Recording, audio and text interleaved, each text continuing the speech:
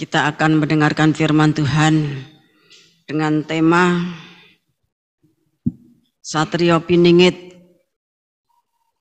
atau Man from the East akan memberitakan kedatangan Tuhan Yesus Kristus, dan Nibiru adalah tongkat kerajaan Mesias.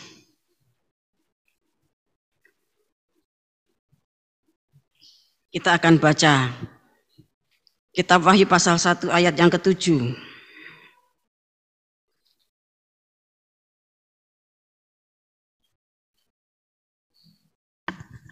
Lihatlah, ia datang dengan awan-awan, dan setiap mata akan melihat dia, juga mereka yang telah menikam dia, dan semua bangsa di bumi akan meratapi dia.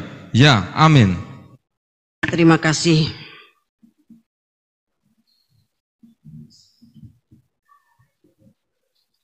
Kitab Wahyu yang sudah saya katakan berkali-kali, penulisan pasal dan ayatnya yaitu pasal 1 sampai pasal 22.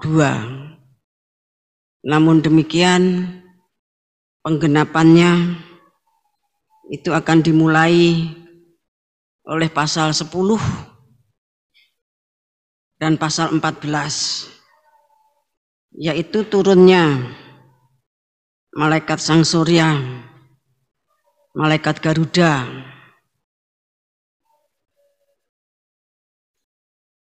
disebut juga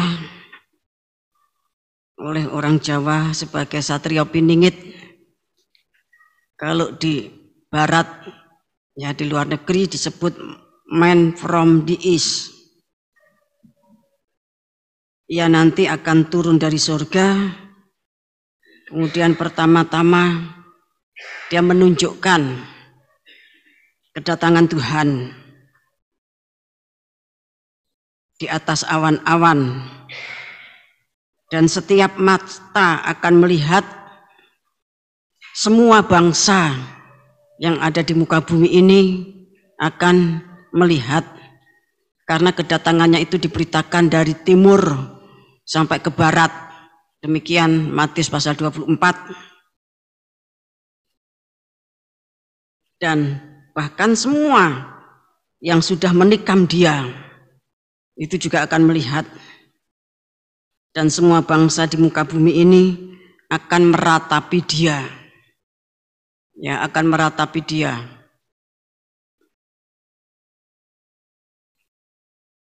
Nanti Tuhan Yesus Kristus itu akan dikenali oleh semua umat manusia. Tuhan Yesus itu nanti akan dilihat oleh semua bangsa. Tuhan Yesus akan dikenali seperti orang mengenal Ia sebagai anak manusia, dengan fisik yang dikenal atau dipahami atau dimengerti oleh manusia sejagat saat ini. Ya, anak kecil itu kalau melihat suatu gambar atau film, oh itu Tuhan Yesus. Ya, demikian juga umat manusia seluruhnya itu nanti akan mengenali bahwa itu Tuhan Yesus. Bapak Ibu kasih Tuhan. Jadi sebagaimana dia dikenal oleh umat manusia pada saat ini yang ada di bumi ini, mereka itu nanti akan mengerti bahwa itu adalah Tuhan Yesus Kristus. Kita akan membaca Yeremia pasal 24 ayat yang ke-7.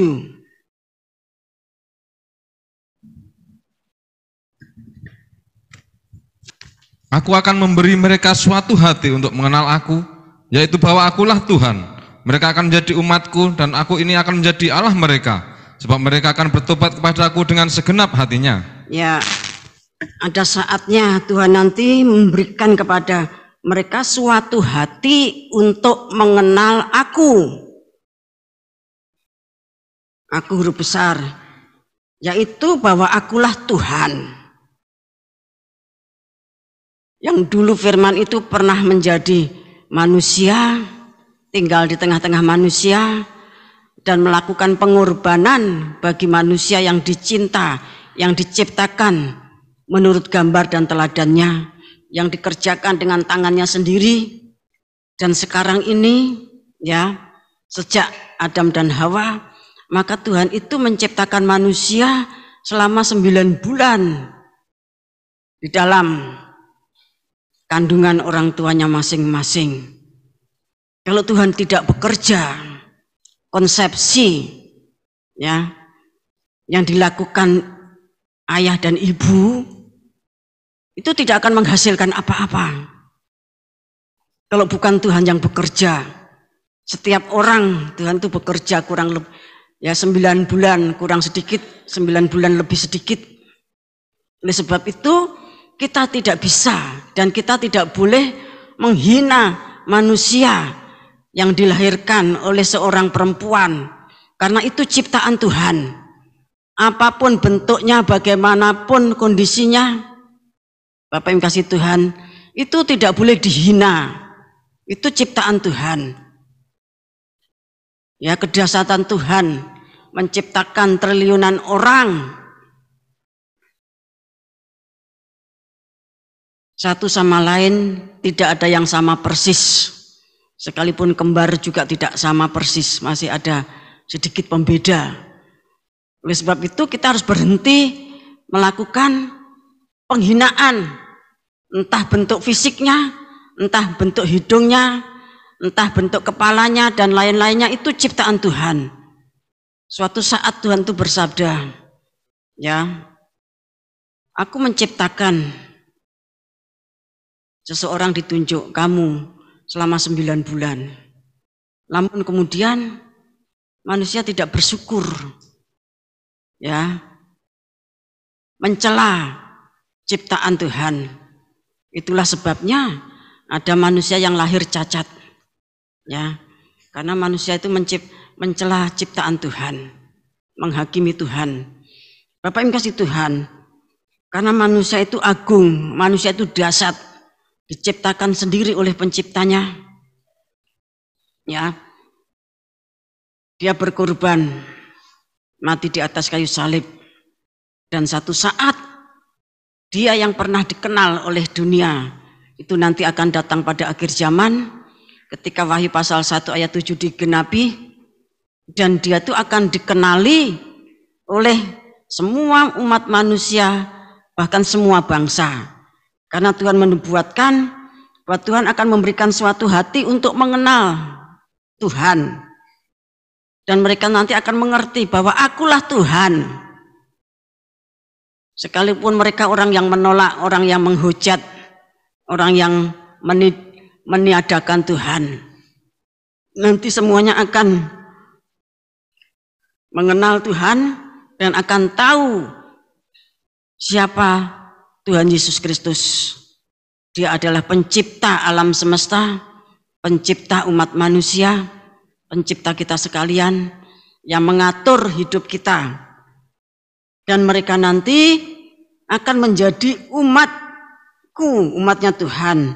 Dan aku ini akan menjadi Allah mereka. Tuhan akan mencurahkan roh pertobatan. Tuhan akan memberikan hati yang baru. Tuhan akan memberikan roh yang baru. Tuhan akan memberikan hati nurani yang baik.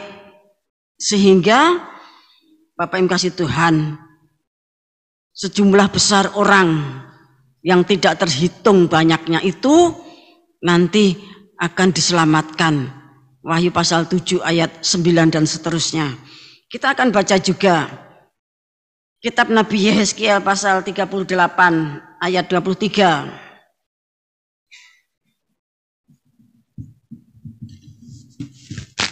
Aku akan menunjukkan kebesaranku dan kekudusanku dan menyatakan diriku di hadapan bangsa-bangsa yang banyak, dan mereka akan mengetahui bahwa akulah Tuhan.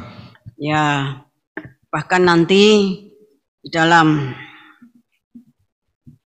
perang Harmagedon atau perang Gog Magog, Yehezkiel pasal 38 ini, Tuhan itu akan menunjukkan kebesaran, kekudusan dan kedahsyatannya, dan akan menyatakan diri di hadapan bangsa-bangsa yang banyak, dan mereka akan mengetahui bahwa akulah Tuhan.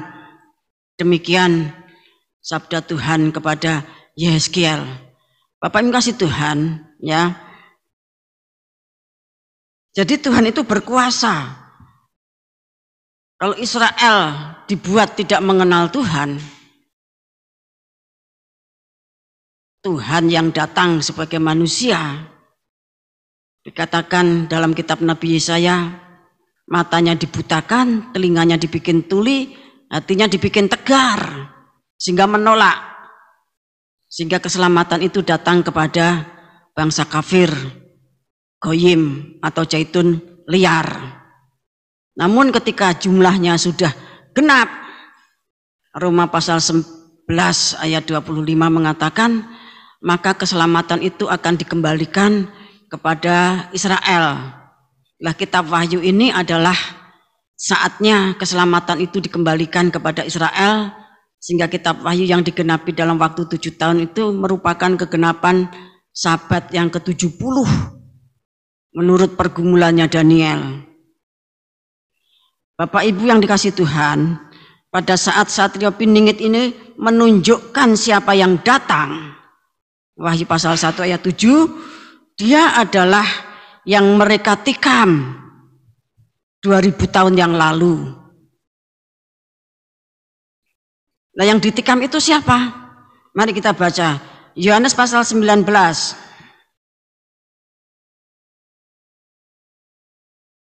ayat 31 sampai 37. Lambung Yesus ditikam. Karena hari itu hari persiapan, dan supaya pada hari Sabat mayat itu tidak ditinggal tergantung pada kayu salib, sebab Sabat itu adalah hari yang besar. Maka datanglah orang-orang Yahudi kepada Pilatus dan meminta kepadanya supaya kaki orang-orang itu dipatahkan dan mayat-mayatnya diturunkan. Maka datanglah prajurit-prajurit lalu mematahkan kaki orang yang pertama dan kaki orang yang lain yang disalibkan bersama-sama dengan Yesus. Tetapi ketika mereka sampai kepada Yesus dan melihat bahwa ia telah mati, mereka tidak mematahkan kakinya. Tetapi seorang dari antara prajurit itu menikam lambungnya dengan tombak dan segera mengalir keluar darah dan air. Dan orang yang melihat hal itu sendiri yang memberikan kesaksian ini, dan kesaksiannya benar, dan ia tahu bahwa ia mengatakan kebenaran supaya kamu juga percaya. Sebab hal itu terjadi supaya genaplah yang tertulis dalam kitab suci, tidak ada tulangnya yang akan dipatahkan. Dan ada pula nas yang mengatakan mereka akan memandang kepada dia yang telah mereka tikam. Nah, jadi yang ditikam itu Tuhan Yesus Kristus ketika dia disalibkan untuk membuktikan, ya, bahwa dia itu sudah mati. Karena ada ayat mengatakan tidak ada tulangnya yang dipatahkan seperti penyamun yang 2 itu, ya. Maka untuk membuktikan kalau dia itu sudah mati, lambungnya ditikam, dan itu pun sudah dinubuatkan, ya. Sehingga mereka akan memandang kepada dia yang telah mereka tikam. Di dalam Yohanes 19 ayat 37 ini dikatakan bahwa yang ditikam itu Tuhan Yesus Kristus. Oleh sebab itu, pada saat Wahyu pasal 1 ayat 7 itu diberitakan oleh malaikat Sang Surya atau Satrio Piningit, maka yang ditunjukkan itu ya yang dulu ditikam, yaitu Tuhan Yesus Kristus. Dan nanti hati umat manusia yang adalah ciptaan Tuhan itu akan diberikan suatu roh pengenalan, ya, sehingga mereka itu mengenal Sang Pencipta. Pada waktu itu mereka akan mengenal bahwa akulah Tuhan. Sekarang mungkin tidak mengenal, ya, seperti halnya Israel ada saatnya tidak mengenal. Nanti bangsa-bangsa itu akan mengenal bahwa dialah yang mereka tikam, ditikam betul-betul melalui dengan tombak, ataupun ditikam dengan perbuatan, ditikam dengan hujatan, ditikam dengan caci maki, ya, ditikam dengan segala macam kejahatan. Dan terutama Bapak yang kasih Tuhan juga, Ibrani pasal 6 mengatakan disalibkan untuk kali yang kedua. Kejahatan kita itu menyalibkan Tuhan Yesus untuk kali yang kedua. Bapak yang kasih Tuhan, Saat itu semua bangsa di bumi baru akan mengerti setelah mereka melihat dengan mata kepalanya sendiri, Dialah Sang Maha Pencipta. Bapak yang kasih Tuhan, kita akan baca KPR 2 ayat 36.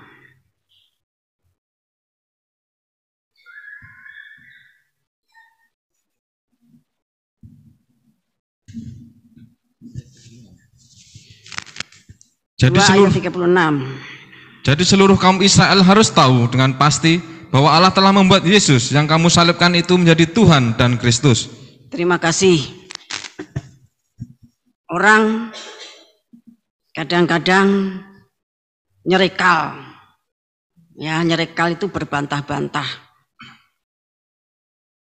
Di sini Allah membuat Yesus. Kok bisa? Bapak yang kasih Tuhan. Gampangnya saja, umpamanya suatu institusi sekolah tinggi, ya kita saja di sini STT, ya. Kalau kita mau mengadakan wisuda, maka ketua itu menunjuk siapa-siapa yang nanti akan melakukan pewisudaan. Tentunya senat. Nah, senat itu menunjuk dirinya sendiri, kemudian para orang-orang yang penting di dalam STT tersebut untuk menjadi anggota senat yang akan mewisuda. Lah, Bapak yang kasih Tuhan, di situ ketua itu menunjuk dirinya sendiri untuk masuk di dalam forum wisuda tersebut sebagai senat yang akan melakukan pewisudaan. Nah, demikian juga Bapak yang kasih Tuhan, Allah itu menunjukkan kepada Petrus, memberikan satu wangsit, memberikan satu pewahyuan kepada Petrus, ya, bahwa Yesus, ya, yang kamu salibkan itu menjadi Tuhan dan Kristus. Inilah pondasi gereja. Petrus itu sangat mengerti persis perkara ini. Di dalam Matius pasal 16 ketika murid-muridnya dikumpulkan, kemudian mereka satu-satu ditanya, menurut orang siapakah aku? Nah, menurut kata orang, ada yang mengatakan bahwa dia adalah Nabi Yeremia, dia Nabi Elia, dia adalah Nabi. Ya, kemudian kepada Petrus, kalau menurut kamu pribadi dari dasar hatimu yang paling dalam, Petrus, aku ini siapa? Petrus mengatakan, engkaulah anak Allah yang hidup. Ya, Petrus mengatakan demikian. Nah, kemudian Tuhan mengatakan di atas pengakuannya Petrus ini bahwa Tuhan Yesus Kristus itulah adalah Allah yang Maha Kuasa, Sang Maha Pencipta. Di atas pondasi pengakuannya Petrus ini gereja didirikan. Bapak yang kasih Tuhan, sehingga pada saat hari raya Pentakosta, di mana semua orang Yahudi, orang Israel berkumpul, Petrus dengan kuasa Roh Kudus yang saat itu dicurahkan begitu dahsyat mengatakan bahwa Yesus, karena ada banyak nama Yesus di Israel pada saat itu, Yesus yang kamu salibkan. Jadi menunjuk kepada satu oknum, yaitu Yesus yang kamu salibkan itu adalah Tuhan dan Kristus.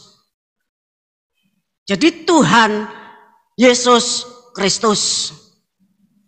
Itu penegasannya Petrus. Nah, melalui penegasannya Petrus ini, maka 3.000 orang dibaptis menjadi Kristen perdana. Meningkat menjadi 4.000 dan akhirnya menjadi 5.000. 5.000 itu angka ya seluruh bagian luar halaman dari tabernakel, Bapak yang kasih Tuhan. Jadi nanti pun pada waktu Kisah Rasul pasal 2 ayat 36 dinyatakan 3.000 orang paham dengan perkataannya Petrus dan meningkat terus bertambah sampai 5.000. Nanti pada akhir zaman orang Israel akan tahu bahwa Yesus yang mereka salibkan itu adalah Tuhan dan Kristus. Dia adalah Tuhan Yesus Kristus, Tuhan yang menjadi manusia. Suratan Filipi mengatakan Tuhan menjadi manusia itu satu perkara yang dianggap hina, ya, dianggap hina. Tetapi dia sudah menjadi manusia, dia mengambil posisi, mengambil satu jabatan yang hina, yaitu sebagai hamba. Ya, manusia sebagai hamba, sebagai budak, sebagai dulos. Budak bukan budak yang mempertahankan, ya, kesetaraannya dengan Allah, sehingga dia tidak bisa diperintah, dia tidak bisa melakukan pekerjaan-pekerjaan yang hina, karena dia mengambil posisi sebagai budak yang taatnya itu sampai mati di atas kayu salib. Dan dengan kematiannya itu nanti semuanya akan sujud menyembah, baik yang di bumi yaitu manusia maupun yang nanti, ya, yang dikatakan di udara, di angkasa, penguasa kerajaan angkasa, ya. Kemudian yang ada di bumi, yang ada di bawah bumi, satu saat nanti semuanya akan menyembah, mengakui bahwa Engkaulah Allah pencipta semesta, yang namanya adalah Tuhan Yesus Kristus. Sekarang, Bapak yang kasih Tuhan, hal ini belum terjadi. Tapi nanti ketika Wahyu pasal 1 ayat 7 mulai digenapi, maka seperti yang dikatakan Tuhan, semua umat manusia, semua bangsa-bangsa akan mengetahui bahwa Akulah Tuhan. Kita akan membaca juga KPR 4 ayat yang ke-12.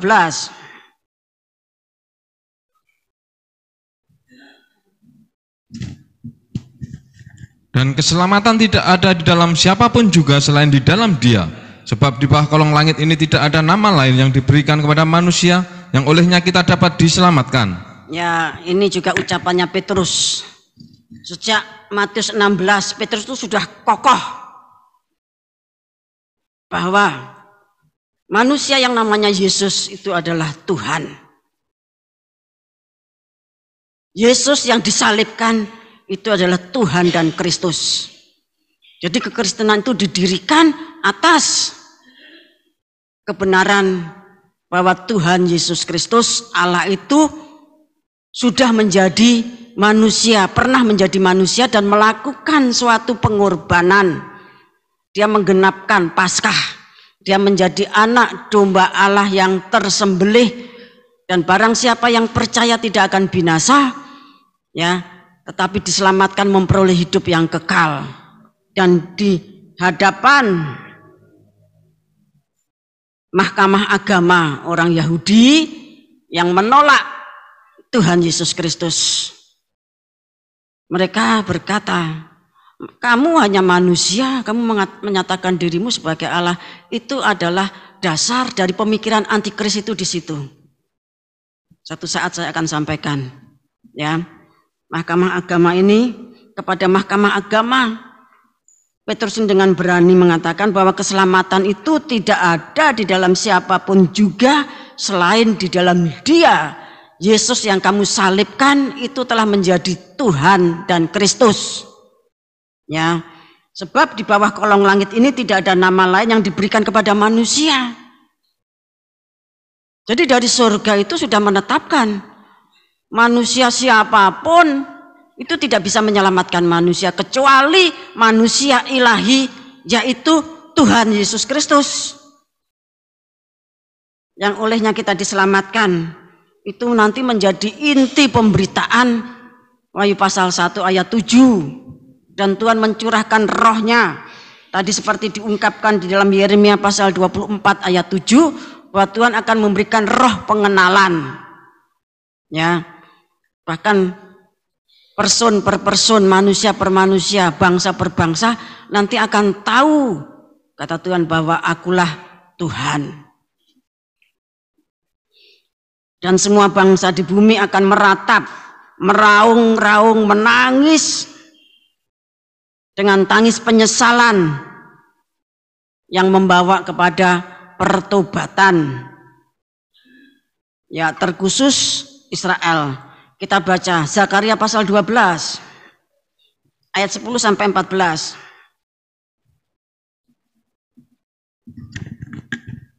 Ratapan atas dia yang tertikam.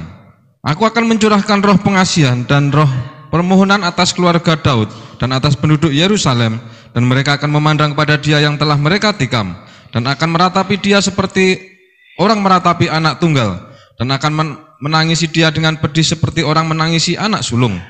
Pada waktu itu ratapan di Yerusalem akan sama besarnya dengan ratapan atas Hadad Rimon di lembah Megiddo.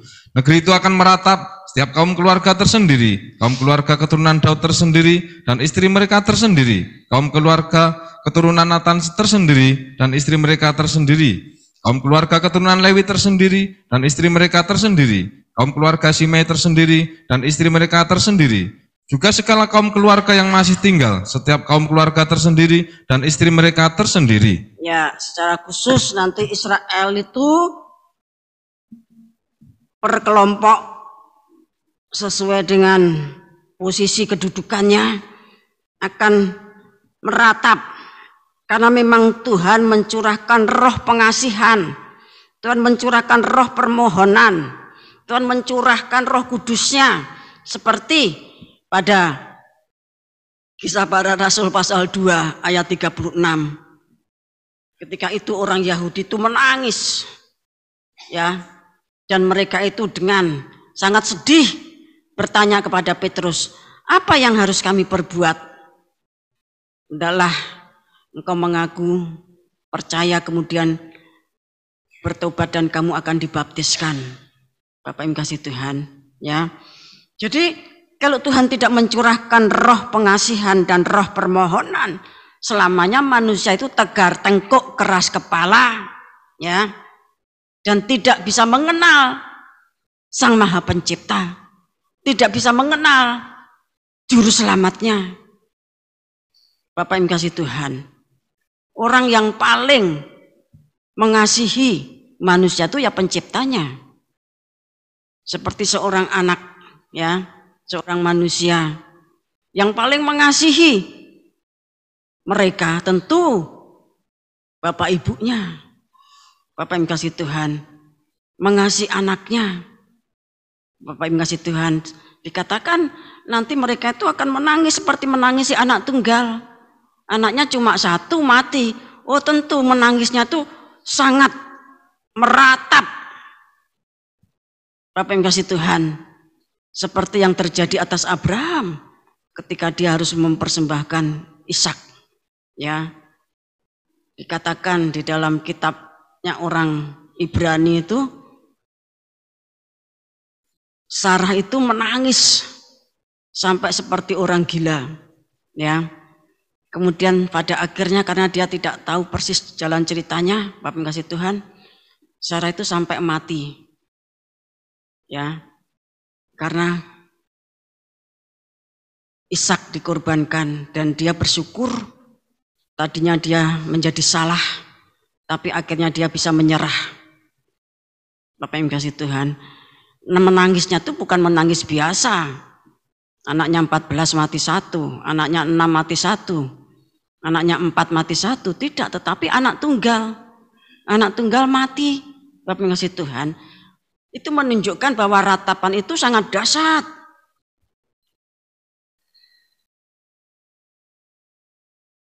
Seperti orang menangisi anak tunggal, ya menangis dengan pedih seperti orang menangisi anak sulung. Seperti yang terjadi di Mesir.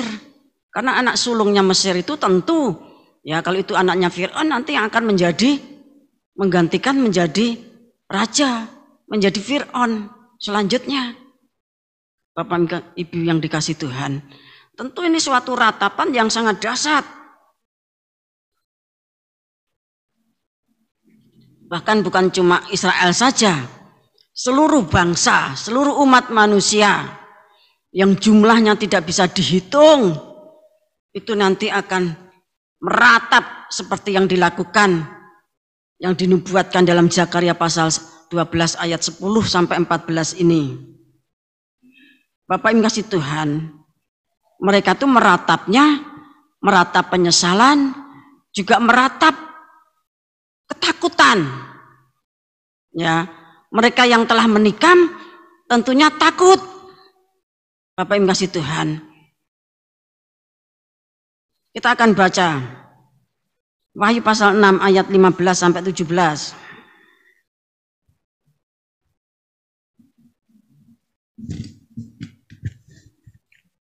Dan raja-raja di bumi dan pembesar-pembesar serta perwira-perwira dan orang-orang kaya serta orang berkuasa dan semua budak serta orang merdeka bersembunyi ke dalam gua-gua dan celah-celah batu karang di gunung. Dan mereka berkata kepada gunung-gunung dan kepada batu-batu karang itu, runtuhlah menimpa kami dan sembunyikanlah kami terhadap Dia yang duduk di atas tahta dan terhadap murka anak domba itu. Sebab sudah tiba hari besar murka mereka, dan siapakah yang dapat bertahan? Nah, sampai pun kepada ya raja-raja, pembesar-pembesar, perwira-perwira, orang-orang kaya, orang-orang berkuasa, semua budak, ya, orang-orang merdeka, mereka itu meratap, putus asa, ya, mereka itu minta mati, dan mereka itu sangat tahu, sangat mengerti bahwa Wahyu pasal 1 itu ayat 7 tersebut, dia paham bahwa murka anak domba. Ini predikat yang sangat jelas menunjuk kepada anak domba Paskah. Suatu predikat yang sangat jelas menunjuk kepada Tuhan Yesus Kristus. Seperti KPR 2 ayat 36. Yesus yang kamu salibkan itu telah menjadi Tuhan dan Raja. Sekarang orang tidak bisa berkata demikian. Tapi nanti pada waktu Wahyu pasal 1 ayat 7 digenapi, semua elit global, orang-orang yang tadi sudah dikatakan mereka itu para pembesar, raja-raja, perwira, ya, orang-orang kaya, orang-orang berkuasa, orang-orang yang berduit, bahkan para budak dan orang-orang merdeka, Bapak Ibu kasih Tuhan, mereka akan tahu, mereka melihat bahwa itu anak domba, bahwa itu adalah Tuhan Yesus Kristus yang tampak di langit itu. Ayat 17 dikatakan, sebab sudah tiba hari besar murka mereka, dan siapakah yang dapat bertahan? Sudah tiba hari besar murka mereka. Akhirnya orang tahu, ya, bahwa Sang Maha Pencipta itu menjadi patron bagi penciptaan diri kita masing-masing. Kita punya badan, kita punya jiwa, punya roh. Maka Sang Maha Pencipta yang menjadi patron itu juga punya badan, punya jiwa, punya roh. Sehingga dikatakan mereka, kita ini bisa mengatakan diri kita itu mereka. Artinya kita tuh berbicara kepada badan, jiwa, roh kita. Tapi kan kita tidak bisa berbicara kepada jiwa roh kita. Ya. Jadi pada waktu itu orang akan dibuat mengerti, akan dicurahkan roh pengenalan, akan dicurahkan roh pengasihan, roh pertobatan, sehingga mereka mengenal aku. Bapak Ibu kasih Tuhan, ada saatnya itu, ya. Nah, yang di dalam gua-gua, di celah-celah batu karang, itu bahasanya zaman dulu, ya. Zaman dulu itu orang membuat persembunyian itu di gua-gua, ya, di celah-celah batu karang. Tetapi sekarang orang membuat persembunyian itu di, ya, dengan dodosi tanah. Dodosi itu artinya dibongkar bangkir, ya. Kemudian dibuatlah tempat persembunyian mulai dari kedalaman 1,5 kilo. Saudara bayangkan, ya, 1,5 kilo itu kalau saudara naik motor atau naik mobil 1,5 kilo itu antaranya dari mana sampai mana, ya, sampai, ya, 17 kilo. Bapak yang kasih Tuhan, 17 kilo itu kalau dari 164 ini sampai mana, ya, itu kedalaman bunker yang dibuat elit global. Dan bunker-bunker itu menjadi pusat pemerintahan NWO, ya. menjadi pusat pemerintahan NWO, dan ada jalan, ya, jalan raya ke seluruh benua, dan itu terhubung dari satu benua ke benua, dari negara ke negara. Bapak Ibu yang dikasih Tuhan, Israel juga punya, ya. Jadi NWO itu nyata, dan NWO itu sudah dipublikasikan. Mungkin saudara bisa, ya, sekarang bisa melihat tulisan NWO itu di kaos-kaos. NWO itu di muk, ya, muk itu cangkir yang besar, yang berat itu. Bapak Ibu kasih Tuhan, kita akan membaca Keluaran pasal 12 ayat 23.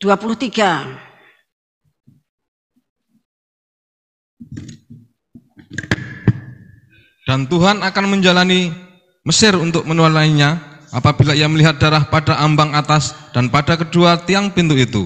Maka Tuhan akan melewati pintu itu dan tidak membiarkan pemusnah masuk ke dalam rumahmu untuk menulai. Nah, di sini dikatakan Tuhan itu datang, ya, menjalani tanah Mesir, kemudian menulahi, mengutuk, ya. Namun demikian apabila ia itu melihat darah pada ambang atas dan kedua tiang pintu, ya, Tuhan melewati pintu itu dan tidak membiarkan pemusnah. Tidak membiarkan pemusnah itu artinya Tuhan itu melarang, berbicara kepada pemusnah itu supaya tidak masuk ke rumah tersebut. Bapak yang kasih Tuhan, pemusnah, ya, di dalam bahasa di kitab Keluaran itu disebut pemusnah. Kalau sudah melihat bahasa Inggrisnya itu adalah destroyer. Kalau sudah melihat bahasa Ibraninya itu adalah sakat. Ya, Tuhan memberikan perintah kepada sakat. Oh, ini ditulah, ini ditulah. Ketika dia melihat tanda darah, nggak boleh kamu masuk ke situ. Ya, jadi Tuhan memberikan perintah kepada sakat ini, siapa-siapa yang dilindungi dan siapa-siapa yang dimusnahkan. Ya, perlindungannya itu berdasarkan apabila ia melihat darah domba Paskah. Bapak yang kasih Tuhan, maka orang Israel diselamatkan. Sekalipun orang Israel kalau di ambang atas itu tidak ada tanda darah dan di kedua tiang pintu, jadi tandanya tuh atas, kanan, kiri, ya, itu dikasih tanda darah. Dan Tuhan memerintahkan sakat itu tidak menimbulkan pemusnahan. Ya, ada kitab kuno yang ditulis oleh orang-orang Mesir setelah Eksodus. Kitab itu di dalam manuskrip pasal 6 ayat yang ke-6 mengatakan orang-orang di Mesir itu berbicara satu sama lain tentang Tuhannya para budak. Ya, Tuhannya para budak itu berarti Tuhannya orang Israel. Perwujudannya ada di langit bagi semua manusia untuk dilihat. Jadi orang Mesir pada waktu itu, Bapak yang kasih Tuhan, tentunya juga orang Israel, ya, itu melihat perwujudan Tuhan itu ada di langit. Semua manusia bisa melihat, namun mereka tidak memandang dengan pengertian. Artinya melihat, tapi ora dong karepe iki apa? Ya, tidak paham, tidak mengerti. Sehingga ndelongop, ya. Dan akhirnya binasa.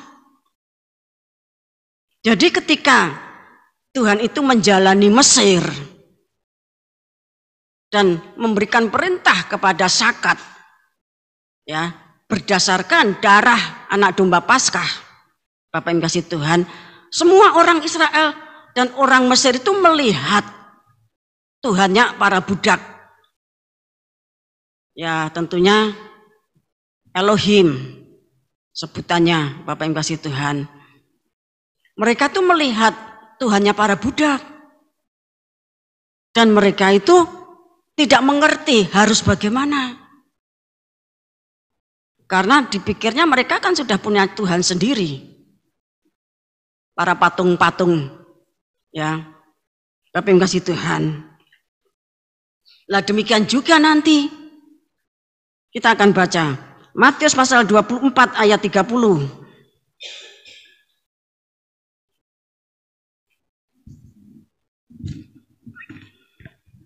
Pada waktu itu akan tampak tanda anak manusia di langit, dan semua bangsa di bumi akan meratap, dan mereka akan melihat anak manusia itu datang di atas awan-awan di langit dengan segala kekuasaan dan kemuliaannya. Nah, jadi pada waktu itu akan tampak tanda anak manusia. Yang pertama tanda anak manusia. Tanda itu Bapak Yesus Tuhan ya bukan manusianya. Seperti Wahyu pasal 12 itu akan tampak tanda di langit. Wahyu pasal 15 akan tampak tanda di langit. Ya. Seperti Elia berdoa meminta tanda, ya. Kemudian setelah berkali-kali berdoa ada tanda awan sebesar telapak tangan. Ya, itu namanya tanda. Ya, pada waktu itu akan tampak tanda anak manusia di langit dan semua bangsa di bumi akan meratap. Ketika melihat tanda itu semua manusia di bumi itu meratap. Dan mereka akan melihat anak manusia itu datang di atas awan-awan di langit dengan segala kekuasaan dan kemuliaannya. Jadi ini sama dengan Keluaran 12 ayat 23. Di mana orang Mesir itu melihat Tuhannya para budak. Dan penampakannya itu tampak di langit. Tetapi mereka melihat tanpa pengertian, tidak paham harus bagaimana. Bapak Ibu kasih Tuhan. Nah, Tuhan sendiri juga menyatakan di dalam Injil Matius pasal 24, nanti akan tampak tanda anak manusia. Dan karena tanda anak manusia itu semua bangsa meratap ketakutan. Kemudian tampak anak manusia datang di atas awan-awan. Itu yang nanti akan diberitakan oleh Satrio Piningit, Wahyu pasal 1 ayat 7. Bapak Ibu kasih Tuhan. Tentunya orang ini sudah tahu sejak awal pewahyuan, tetapi ketika waktunya belum tiba dan belum ditahbis untuk tugas tersebut, ya semuanya masih tersembunyi. Bapak Ibu, tetapi ketika waktunya hampir tiba, maka perkara ini dinyatakan terutama sekali untuk hierarki. Bapak Ibu kasih Tuhan, hierarki yang dikandung dilahirkan di padang gurun. Kemudian pulang, ya mereka pergi ke Sion, masuk kelompok 144.000 orang di atas bukit Sion, Wahyu pasal 14 ayat 1 sampai 5. Bapak Ibu yang dikasih Tuhan, ya. Kalau demikian, maknanya apa? Dari Matius pasal 24 ayat 30 ini. Pada waktu itu akan tampak tanda anak manusia di langit dan semua bangsa di bumi meratap. Tanda anak manusia adalah Nibiru atau planet X yang berjalan bersama-sama dengan anak manusia.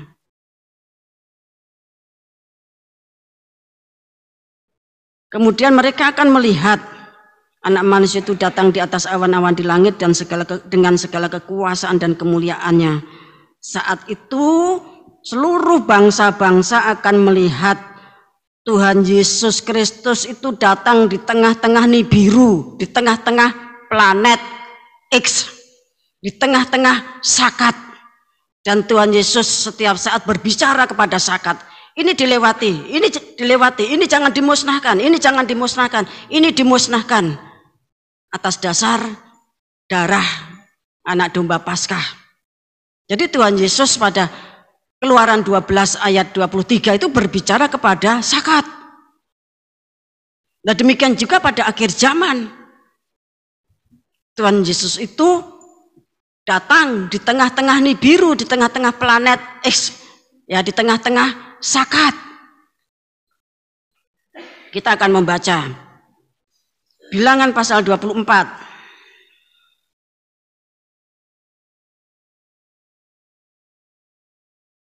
Ayat 17. Aku melihat dia, tetapi bukan sekarang. Aku memandang dia, tetapi bukan dari dekat. Bintang terbit dari Yakub, tongkat kerajaan timbul dari Israel, dan meremukkan pelipis-pelipis Moab, dan menghancurkan semua anak Set. Ya, Bileam. Ya, sekalipun saudara tahu ya kondisinya, namun Tuhan memakai. Tuhan itu bisa pakai siapapun. Tuhan bisa pakai matahari, bulan, bintang. Tuhan bisa pakai planet-planet. Tuhan bisa pakai Nibiru atau Sakat. Tuhan bisa pakai para nabi, para rasul. Tuhan bisa pakai Nebukadnezar. Tuhan bisa pakai Kores yang tidak mengenal Tuhan. Ya. Dan Tuhan juga bisa pakai Bileam. Ya. Sudah pesan-pesan kalau Bileam tidak taat, ya dia diancam dengan malaikat yang membuka mata dari keledainya. Bileam itu diwajibkan berbicara atas nama Tuhan, apa yang Tuhan berikan di mulut bibirnya, sekalipun dia itu ya seperti orang-orang ya raja dukun kalau sekarang begitu ya, orang-orang sihir, tetapi Tuhan bisa pakai. Bapak Ibu kasih Tuhan. Nah, Raja Moab memanggil untuk mengutuki Israel, tetapi Bileam itu selalu berbicara berkat, berkat, berkat. Bahkan berkat yang akan datang, dikatakan, aku melihat dia tetapi bukan sekarang. Ya, tetap itu menunjuk kepada akhir zaman. Tetapi bukan dari dekat, tetapi masih jauh sekali. Dikatakan bintang terbit dari Yakub, tongkat kerajaan timbul dari Israel. Dia itu kan meremukkan pelipis-pelipis Moab. Moab itu ya yang waktu itu mengupah Bileam untuk mengutuki Israel. Seperti janji yang Tuhan berikan kepada Abraham, bahwa Abraham itu nanti akan menjadi berkat untuk seluruh muka bumi, untuk seluruh umat manusia. Barang siapa mengutuki Abraham, dia dikutuki oleh Tuhan. Tetapi barang siapa memberkati Abraham, dia diberkati oleh Tuhan. Karena dari sulbinya itu datang Tuhan Yesus Kristus yang datang sebagai manusia, punya sejarah, punya pohon keluarga, Bapak Ibu kasih Tuhan, dan menghancurkan semua anak Set. Set itu anaknya Adam, ya, karena anaknya Adam. Kalau Adam itu diciptakan gambar dan rupa Allah, tetapi kalau Set itu ya dia anaknya Adam setelah jatuh dalam dosa, berarti dia punya gambar ya dan kelakuannya Adam, artinya manusia berdosa. Saya bacakan Alkitab ILT ya. Itu mengatakan demikian, aku melihatnya tetapi tidak sekarang. Aku memandangnya tetapi tidak dari dekat.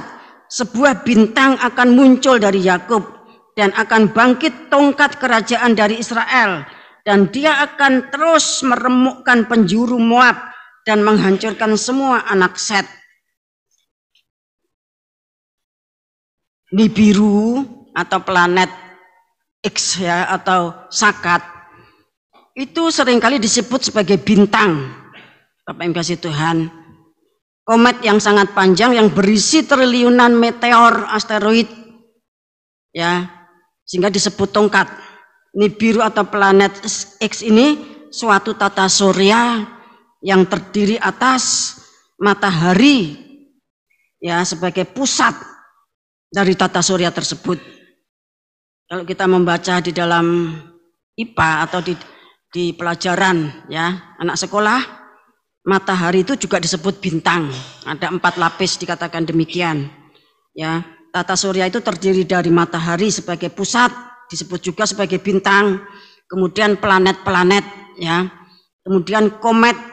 Komet itu bentuknya panjang seperti rambut panjang, ya, seperti tongkat yang panjang begitu, berisi triliunan meteor atau asteroid yang nanti akan menjadi hujan meteor.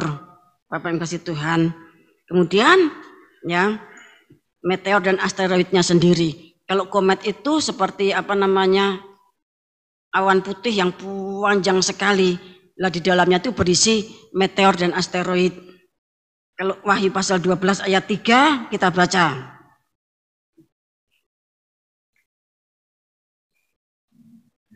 Wahyu 12 ayat 3 dan 4. Maka tampaklah suatu tanda yang lain di langit, dan lihatlah seekor naga merah padam yang besar, berkepala 7 dan bertanduk 10, dan di atas kepalanya ada 7 mahkota. Dan ekornya menyeret sepertiga dari bintang-bintang di langit dan melemparkannya ke atas bumi. Dan naga itu berdiri di hadapan perempuan yang hendak melahirkan itu untuk menelan anaknya, segera sesudah perempuan itu melahirkannya. Ya, jadi gambaran Bilangan 24 ayat 17, Matius 24 ayat 30, Wahyu pasal 1 ayat 7, itu lebih jelasnya adalah Wahyu pasal 12 ayat 3 dan 4. Tata surya, ya, yang terdiri dari bintang, kemudian memiliki 7 planet, kemudian ada 10 tanduknya dan 7 mahkota. Nah, dia memiliki suatu ekor, ya, ekor yang sangat panjang, dan ekornya itu menyeret sepertiga dari bintang-bintang di langit. Sepertiga bintang-bintang di langit yang tadi saya katakan sebagai komet, rambut yang panjang yang berisi triliunan meteor itu nanti akan dilemparkan ke bumi sepertiganya, sehingga hujan meteor. Bapak Ibu kasih Tuhan, kalau Wahyu pasal 6 ya ayat 12 sampai yang terakhir, ketika langit itu digoncang, bahkan dilipat, digulung, maka bintang-bintang itu jatuh, meteor-meteor, asteroid itu jatuh seperti jatuhnya ya buah pohon ara yang masih mentah. Berarti diperlukan goncangan yang dahsyat. Kalau langitnya digulung, padahal Tuhan meletakkan matahari, bulan, bintang itu di langit. Kejadian pasal 1 itu mengatakan demikian. Bapak Ibu yang dikasih Tuhan, ya. Saat itu Bileam melihat bahwa pada akhir zaman itu akan muncul tongkat kerajaan Mesias. Jadi Nibiru, ya, Nibiru yang merupakan tata surya itu dengan segala komponennya, Bapak Ibu kasih Tuhan, itu adalah tongkat kerajaan Mesias. Mungkin kepala dari tongkat itu adalah ya bintangnya atau mataharinya itu, Bapak Ibu kasih Tuhan. Kemudian tongkat kayu yang panjang itu ya rambut yang panjang yang berisi meteor dan asteroid tersebut, yang berisi triliunan meteor asteroid. Kemudian ada mahkota, ya, dan ada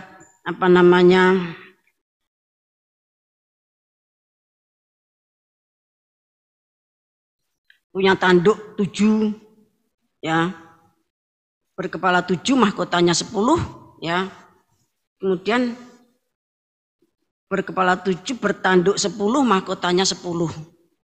Itu rangkaian tongkat dari Tuhan Yesus Kristus ketika dia sudah ditahbis menjadi Raja Mesias, Raja yang mewarisi kerajaannya Daud, dan kerajaannya itu kekal, kerajaan surga. Kerajaan surga tentu tongkatnya tidak ecek-ecek dibuat dari kayu atau dari emas atau apa, Bapak yang kasih Tuhan. Tetapi tongkat kerajaannya itu adalah Nibiru.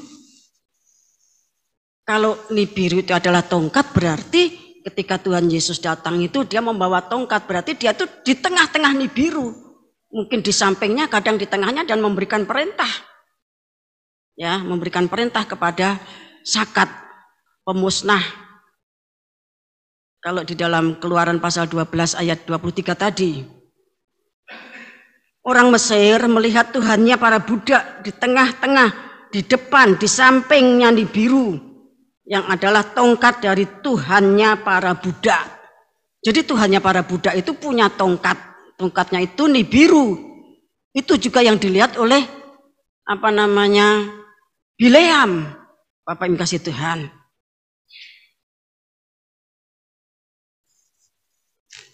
Tadi kita sudah baca Matius pasal 24 ayat 30, Tuhan Yesus menubuatkan bahwa ia akan datang bersama-sama dengan Nibiru, Sakat atau planet X. Tandanya dulu datang, kemudian dia juga datang. Kita akan membaca Yoel pasal 12. Maksud saya Yoel pasal 2. Sudah perhatikan ayat per ayat ya. Yoel pasal 2, kita baca ayat 1 mulai.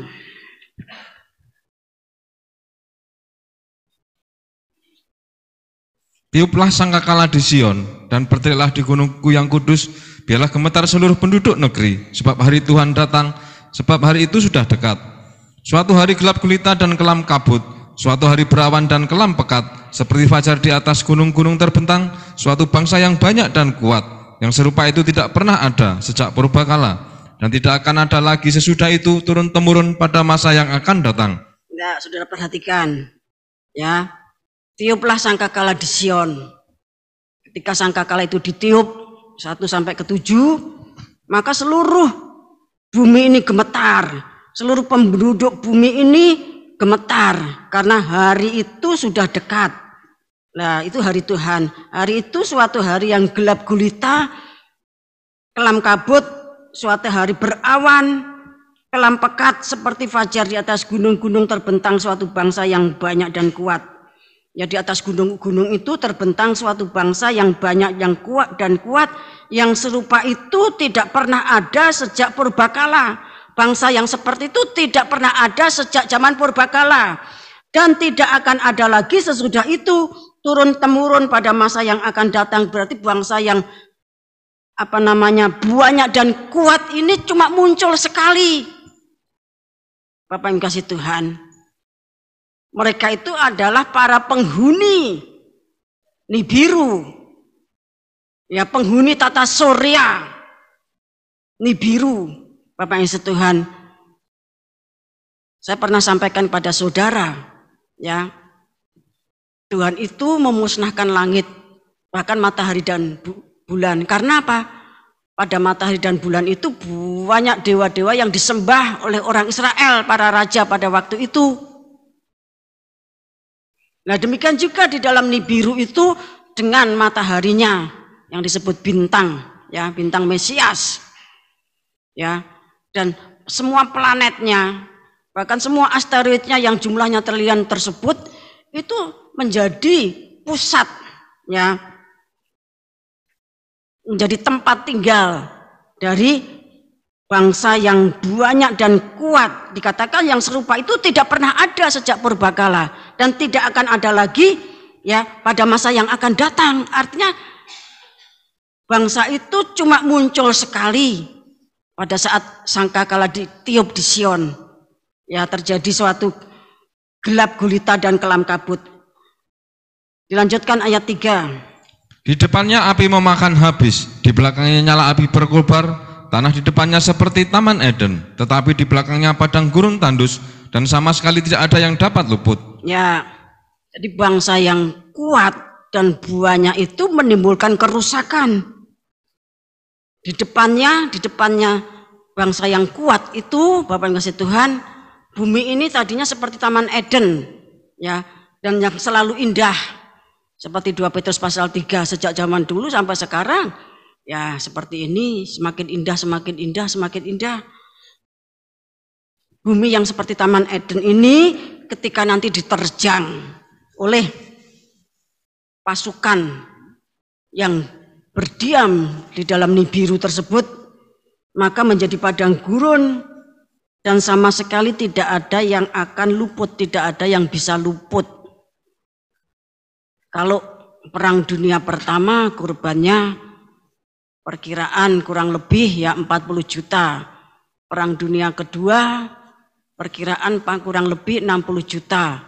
Kalau Holocaust, ya, itu korbannya dari orang Israel, orang Yahudi perkiraan 6 juta. Tapi totalnya itu antara 11 sampai 16 juta.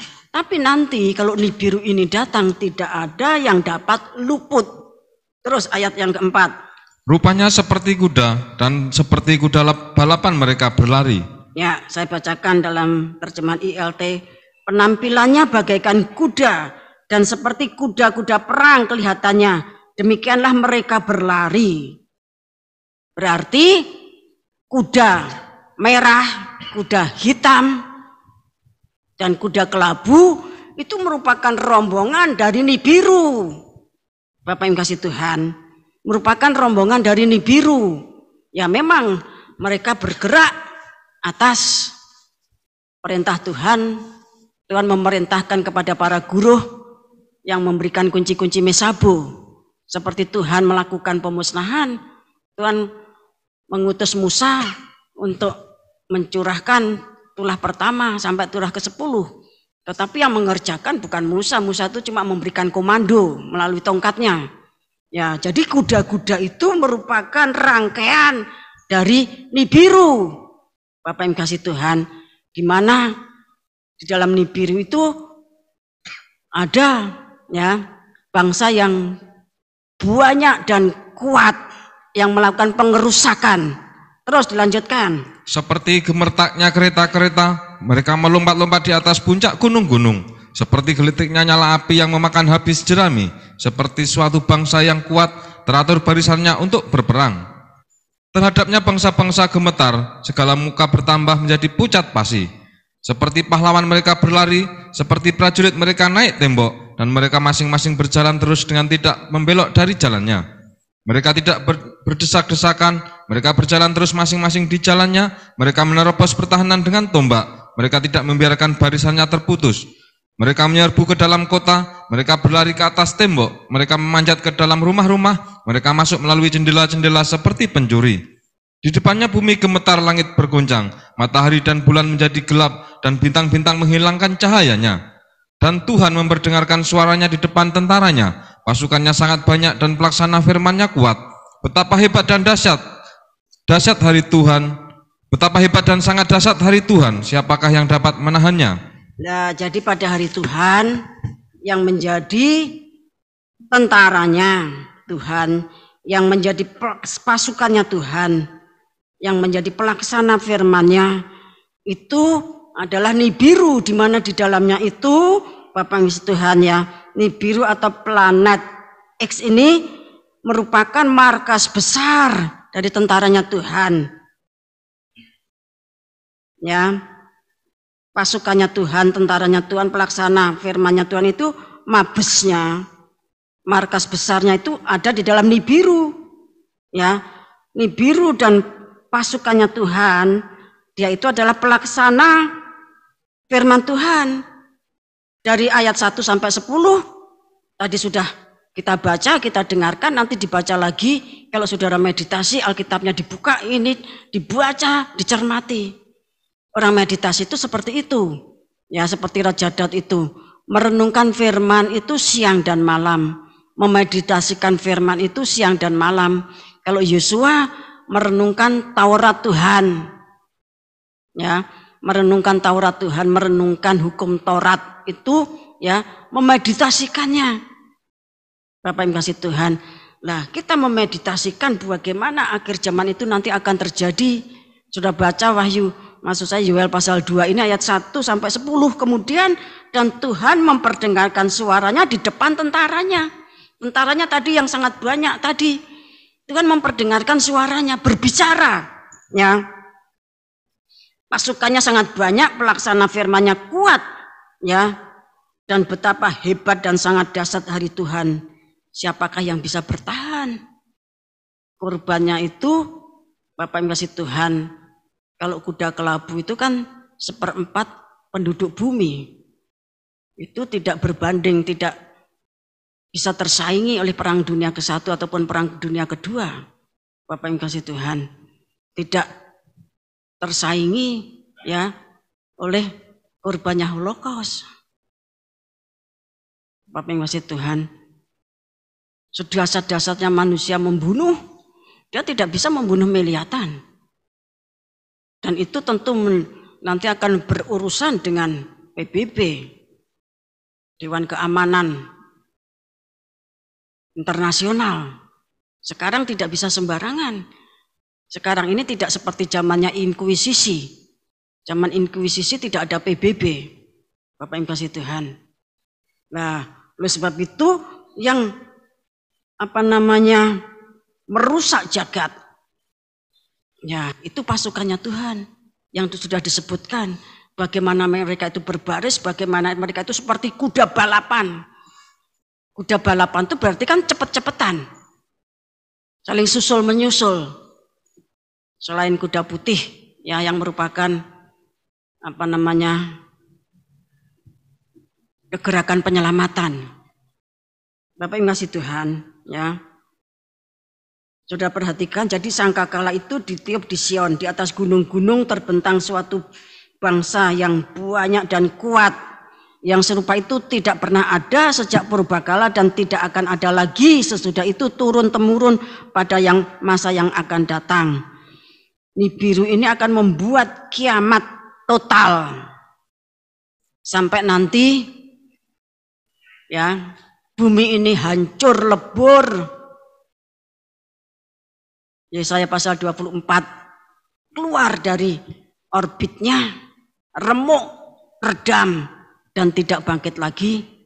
Dan pada waktu itu semua pulau itu hilang lenyap, semua gunung-gunung hilang lenyap. Wahyu pasal 16 ayat-ayat terakhir mengatakan demikian. Kalau perangnya manusia tidak bisa menghancurkan gunung, perangnya manusia tidak bisa menenggelamkan pulau-pulau. Bapak yang kasih Tuhan, perangnya manusia tidak bisa membuat bumi ini keluar dari jalur orbitnya.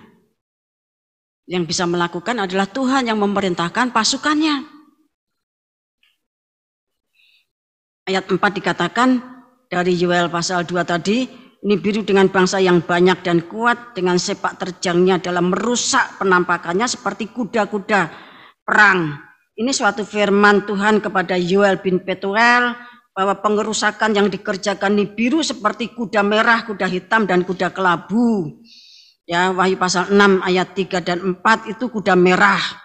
Itu guruh yang kelima dari Eropa, meterai yang kedua. Wahyu pasal 6 ayat 5 sampai 6 itu kuda hitam. Guruh yang ke-6 dari Sinim, meterai yang ketiga. Wahyu 6 ayat 7 sampai 8 itu kuda kelabu, guruh ke-7 dari Amerika, ya. Itu meterai keempat.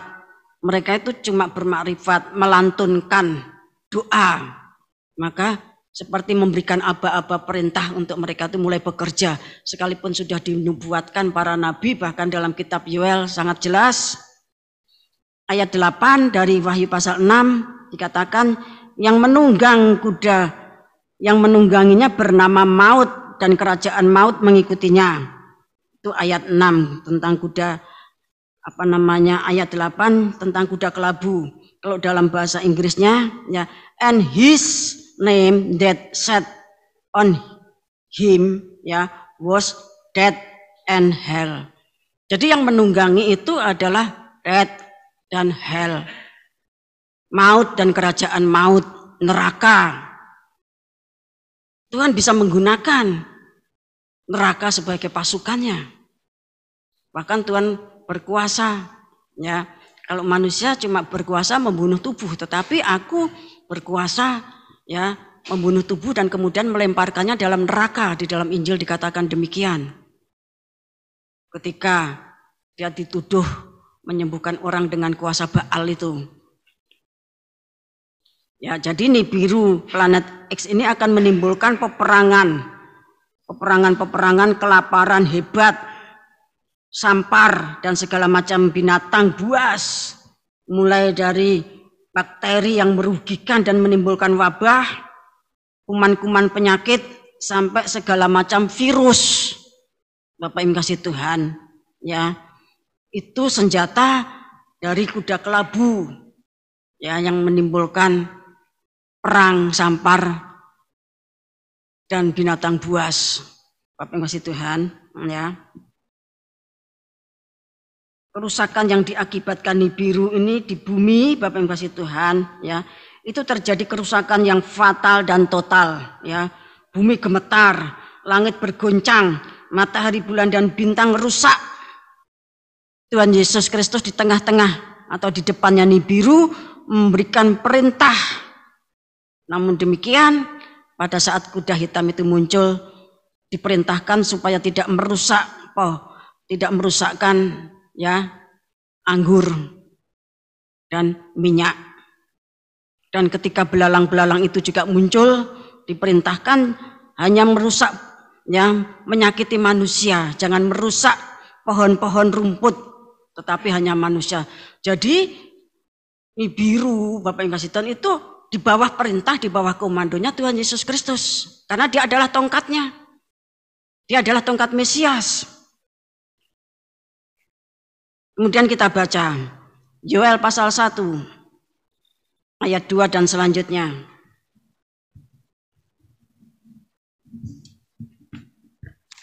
Itulah belalang sebagai hukuman Tuhan. Dengarlah ini hai para tua-tua, pasanglah telinga hai seluruh penduduk negeri. Pernahkah terjadi seperti ini dalam zamanmu atau dalam zaman nenek moyangmu? Berarti tulah belalang ini tidak bisa dibandingkan dengan yang pernah terjadi di Mesir. Terus, ceritakanlah tentang itu kepada anak-anakmu, dan biarlah anak-anakmu menceritakannya kepada anak-anak mereka, dan anak-anak mereka kepada angkatan yang kemudian. Apa yang ditinggalkan belalang pengerip telah dimakan belalang pindahan. Apa yang ditinggalkan belalang pindahan telah dimakan belalang pelompat. Dan apa yang ditinggalkan belalang pelompat telah dimakan belalang pelahap. Bangunlah hai pemabuk dan menangislah. Merataplah hai semua peminum anggur karena anggur baru, sebab sudah dirampas dari mulutmu anggur itu. Sebab maju menyerang negeriku suatu bangsa yang kuat dan tidak terbilang banyaknya. Giginya bagikan gigi singa dan taringnya bagikan taring singa betina. Telah dibuatnya pohon anggurku menjadi musnah dan pohon araku menjadi buntung. Dikelupasnya kulitnya sama sekali dan dilemparkannya sehingga carang-carangnya menjadi putih. Merataplah seperti anak dara yang berlilitkan kain kabung karena mempelai kekasih masa mudanya. Korban sajian dan korban curahan sudah lenyap dari rumah Tuhan. Dan berkabunglah para imam, yakni pelayan-pelayan Tuhan. Ladang sudah musnah, tanah berkabung, sebab gandum sudah musnah, buah anggur sudah kering, minyak sudah menipis. Para petani menjadi malu, tukang-tukang kebun anggur meratap karena gandum dan karena jelai, sebab sudah musnah panen ladang. Pohon anggur sudah kering dan pohon ara sudah merana, pohon delima juga pohon kurma dan pohon apel, segala pohon di padang sudah mengering. Sungguh kekeringan melayut dari antara anak-anak manusia. Lilitkanlah kain kabung dan mengeluhlah hai para imam, merataplah hai para pelayan mezbah. Masuklah, bermalamlah dengan memakai kain kabung, hai para pelayan Allahku, sebab sudah ditahan dari rumah Allahmu korban sajian dan korban curahan. Adakanlah puasa yang kudus, maklumkanlah perkumpulan raya, kumpulkanlah para tua-tua dan seluruh penduduk negeri ke rumah Tuhan Allahmu dan berteriaklah kepada Tuhan. Wahai hari itu, sungguh hari Tuhan sudah dekat, datangnya sebagai pemusnahan dari Yang Maha Kuasa. Bukankah di depan mata kita sudah lenyap makanan, sukaria dan sorak-sorai dari rumah Allah kita? Biji-bijian menjadi kering di dalam tanah, lumbung-lumbung sudah licin tandas, rengkiang-rengkiang sudah runtuh, sebab gandum sudah habis. Betapa mengeluhnya hewan dan kempar kawanan-kawanan lembu, sebab tidak ada lagi padang rumput baginya, juga kawanan kambing domba terkejut. Kepadamu ya Tuhan aku berseru, sebab api telah memakan habis tanah gembalaan di padang gurun, dan nyala api telah menghanguskan segala pohon di padang. Juga binatang-binatang di padang menjerit karena rindu kepadamu, sebab padi telah kering, dan api pun telah memakan habis tanah gembalaan di padang gurun. Ya, Yoel ini menubuatkan ya kebinasaan ketika belalang-belalang yang semakin dahsyat pengerusakannya, dan itu belum pernah terjadi. Sekalipun di Mesir telah pernah ada tulah belalang, di tanah Israel juga sering terjadi, namun yang seperti yang dinubuatkan Yoel itu belum pernah terjadi. Segala macam makanan, segala jenis makanan, mungkin 4 sehat 5 sempurna, Bapak Ibu Tuhan, dan lebih banyak lagi jenis-jenis makanan itu nanti tidak ada, ya, tidak ada. Akan terjadi kelangkaan pangan total dan mematikan. Seperti yang dinubuatkan dalam Wahyu pasal 6 ayat 5-6. Jadi dampak Nibiru itu, Bapak Ibu kasih Tuhan, ya, tsunami raksasa dengan gelombang ratusan meter, gempa bumi yang skalanya tidak bisa diukur. Kalau ada skala, mau itu nanti akan bablas terus, tidak terukur. Seperti yang ditulis di dalam Zakaria pasal 14 itu, ya.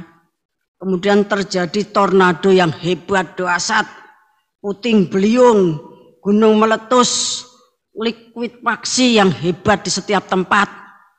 Ya, bukan cuma satu tetapi di setiap tempat. Akan terjadi hantaman-hantaman nuklir ya kepada reaktor-reaktor nuklir.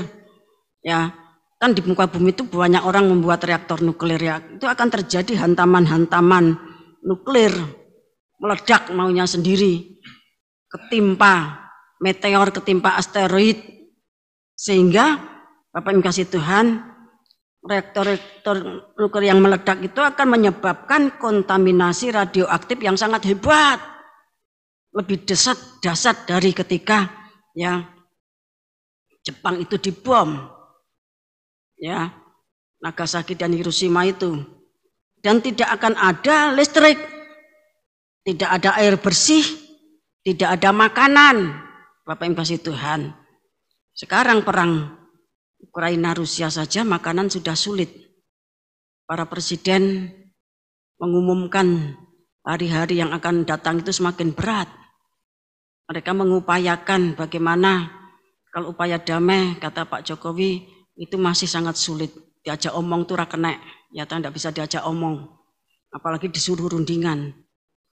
Ya, sehingga kita harus bersiap-siap. Lah nanti ketika Nibiru ini datang, Bapak Ibu kasih Tuhan, seperti yang diucapkan Yoel pasal 1, Yoel pasal 2 itu nanti akan terjadi. Kalau zaman dulu tidak ada reaktor nuklir, tidak ada nuklir. Bagaimana Yoel menceritakan? Ya mereka mengatakan itu seperti belalang yang menghabiskan. Bapak Ibu kasih Tuhan, orang nanti akan terkena radiasi nuklir di setiap tempat, badannya melonyoh, bosok. Bapak Ibu kasih Tuhan, ya, ketika dia masih berdiri, tahu-tahu matanya itu bosok, apa melonyoh, ya. Kemudian lidahnya yang di dalam mulutnya itu juga menjadi mencair. Bapak Ibu kasih Tuhan, tidak ada listrik, tidak ada air bersih, tidak ada makanan. Saya melihat film 11 September itu, cuma fragmennya, cuma penggalannya kecil, ya. Orang terjebak di dalam lift itu, wah sudah tidak karu-karuan, listrik mati. Telepon masih bisa, handphone masih bisa nyala, tapi nanti semuanya itu meledak, tidak ada. Kalau kita tidak masuk di dalam mitigasinya Tuhan, saudara tidak bisa menghubungi siapapun. Saudara tidak bisa minta tolong siapapun. Bapak Ibu kasih Tuhan, listrik mati, gelap pekat, manusia dihanguskan oleh nyala api, nyalanya matahari. Bapak Ibu kasih Tuhan, itu yang disebut sebagai kesusahan besar, Great Tribulation. Manusia itu tidak bisa dibuat Great Tribulation karena perang. Ya, yang bisa membuat manusia seluruhnya itu mengalami Great Tribulation itu ya ketika Tuhan murka, tongkat kemurkaannya itu dipukulkan atas bumi. Itulah Nibiru, Bapak Ibu kasih Tuhan.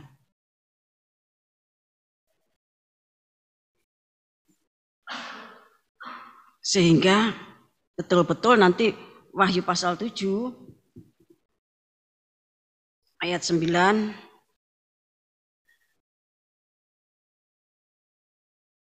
dan seterusnya itu digenapi.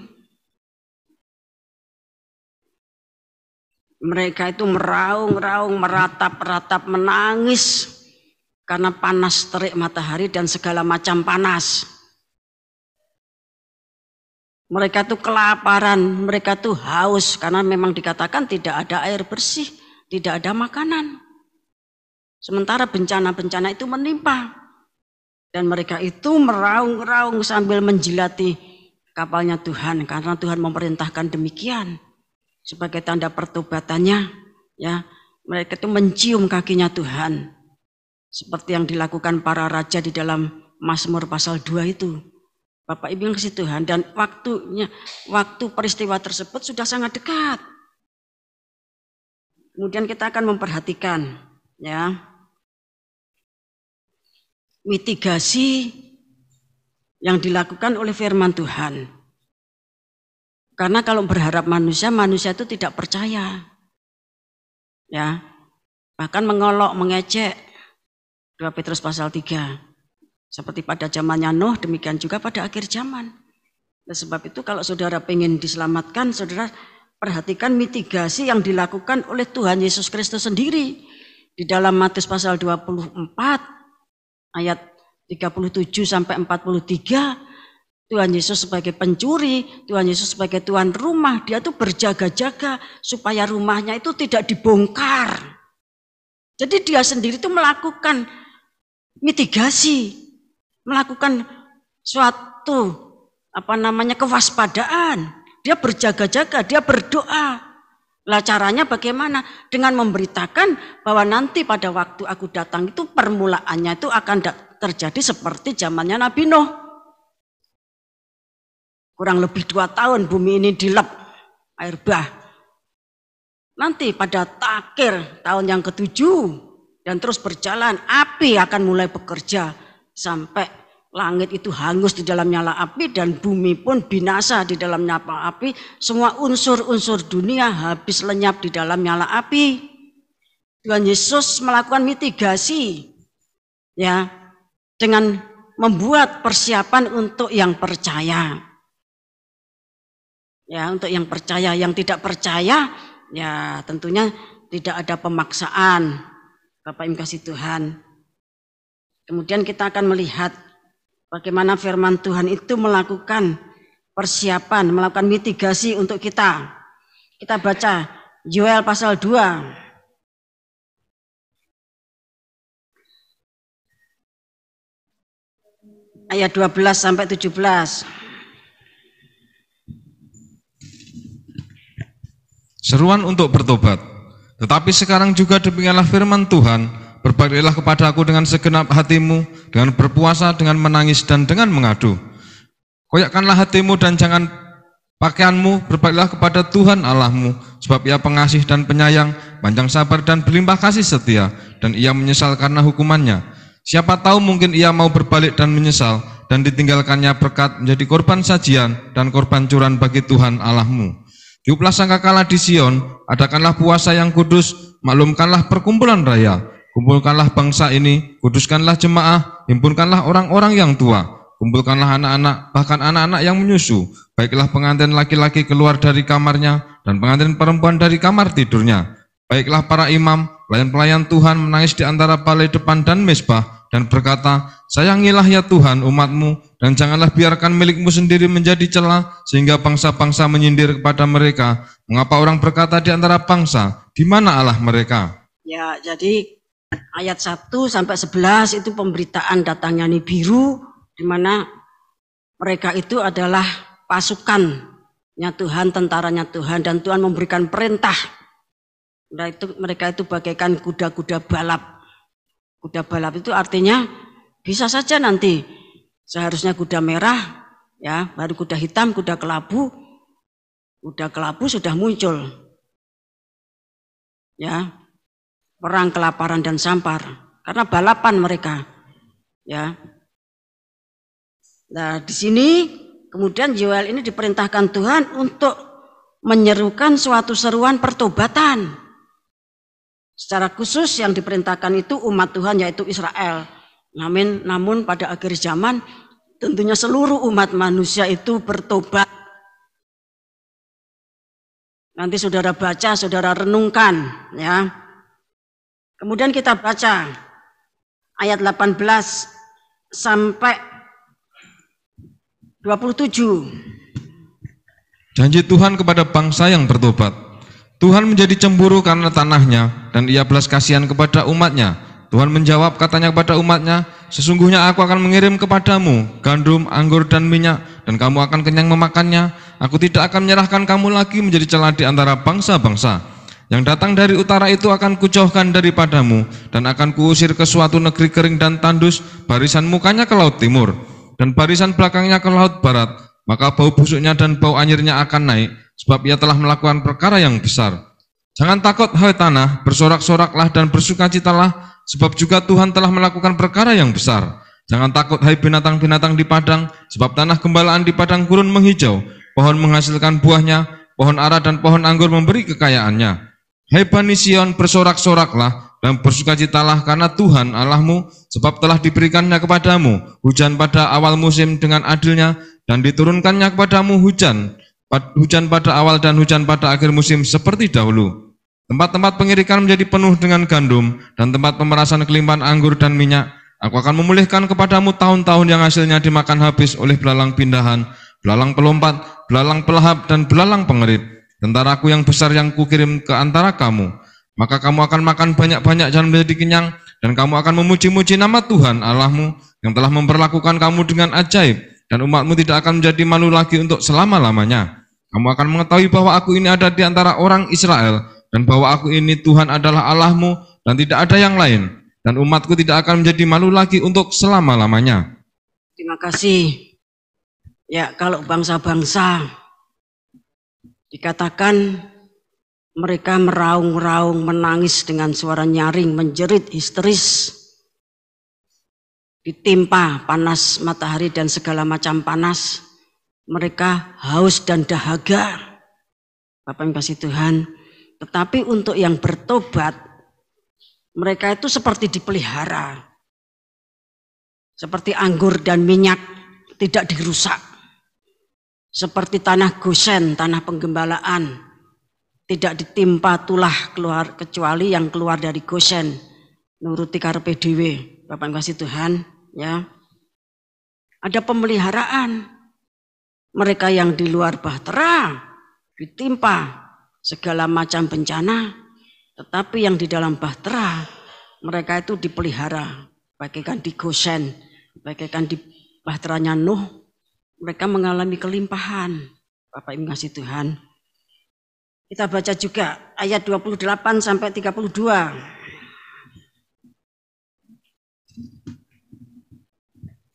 Hari Tuhan. Kemudian daripada itu akan terjadi bahwa aku akan mencurahkan rohku ke atas semua manusia. Maka anak-anakmu laki-laki dan perempuan akan bernubuat, orang-orangmu yang tua akan mendapat mimpi, teruna-terunamu akan mendapat penglihatan-penglihatan. Juga ke atas hamba-hambamu laki-laki dan perempuan akan kucurahkan rohku pada hari-hari itu. Aku akan mengadakan mujizat-mujizat di langit dan di bumi, darah dan api dan gumpalan-gumpalan asap. Matahari akan berubah menjadi gelap gulita, dan bulan menjadi darah sebelum datangnya hari Tuhan yang hebat dan dahsyat itu. Dan barang siapa yang berseru kepada nama Tuhan akan diselamatkan, sebab di Gunung Sion dan di Yerusalem akan ada keselamatan, seperti yang telah difirmankan Tuhan. Dan setiap orang yang dipanggil Tuhan akan termasuk orang-orang yang terlepas. Ya, orang-orang yang bertobat, Bapak yang kasih Tuhan, mereka nanti akan bergabung di Gunung Sion dan di Yerusalem. Wahyu pasal 14 ayat 1 sampai 5 itu. Mereka itu akan diselamatkan. Mereka itu orang-orang yang dipenuhkan Roh Kudus. Di dalam bahtera itu nanti mereka menonton semua penghukuman atas orang fasik. Mazmur 91 mengatakan demikian. Bapak Ibu ngasih Tuhan. Jadi yang terpenting kita tuh bertobat dan tetap menjaga diri ini terus mengalami pengurapan Roh Kudus. Kita baca Hagai pasal 2 ayat 5 sampai 9.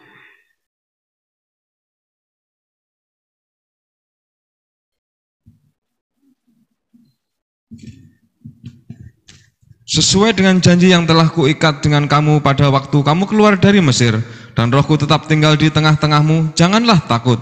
Sebab beginilah firman Tuhan semesta alam, sedikit waktu lagi maka aku akan mengguncangkan langit dan bumi, laut dan darat. Aku akan mengguncangkan segala bangsa, sehingga barang yang indah-indah kepunyakan segala bangsa datang mengalir, maka aku akan memenuhi rumah ini dengan kemegahan, firman Tuhan semesta alam. Kepunyaankulah perak dan kepunyaankulah emas, demikianlah firman Tuhan semesta alam. Adapun rumah ini kemegahannya yang kemudian akan melebihi kemegahannya yang semula, firman Tuhan semesta alam, dan di tempat ini aku akan memberi damai sejahtera, demikianlah firman Tuhan semesta alam. Terima kasih. Ya, tadi kita baca, Tuhan akan mengguncangkan langit, bumi, darat, dan laut. Kalau Tuhan mengguncang laut, ya tentunya bukan ombak-ombak kecil. Bapak yang kasih Tuhan, Kalau Tuhan mengguncangkan bumi, tentunya gempa bumi itu hebat. Apalagi itu pada saat Tuhan murka. Sehingga tsunami gelombang laut itu ya bisa ratusan meter. Nah, yang terpenting pada saat semuanya itu sedang terjadi, kita itu dalam kondisi bertobat. Punya hati yang baik, punya roh yang baru, punya hati yang baru, ada pertobatan dan penuh Roh Kudus, maka justru pada saat langit, bumi, darat, laut, bangsa-bangsa itu digoncang, maka kegoncangan itu membuat harta bangsa-bangsa mengalir ke dalam bait Allah, ke dalam tubuh Kristus, ke dalam hierarki. Bapak yang kasih Tuhan, ketujuh perkara itu dicurahkan kepada kita. Jadi inilah mitigasi yang dilakukan firman Tuhan. Bertobat, melakukan puasa, berubah, kemudian tetap penuh Roh Kudus. Orang yang penuh Roh Kudus itu tidak mengikuti perkataan dagingnya, karena tabiat Roh Kudus itu bertentangan dengan tabiat daging. Buahnya daging itu beda dengan buahnya Roh Kudus. Kita akan baca sampai ayat terakhir. Galatia pasal yang kelima.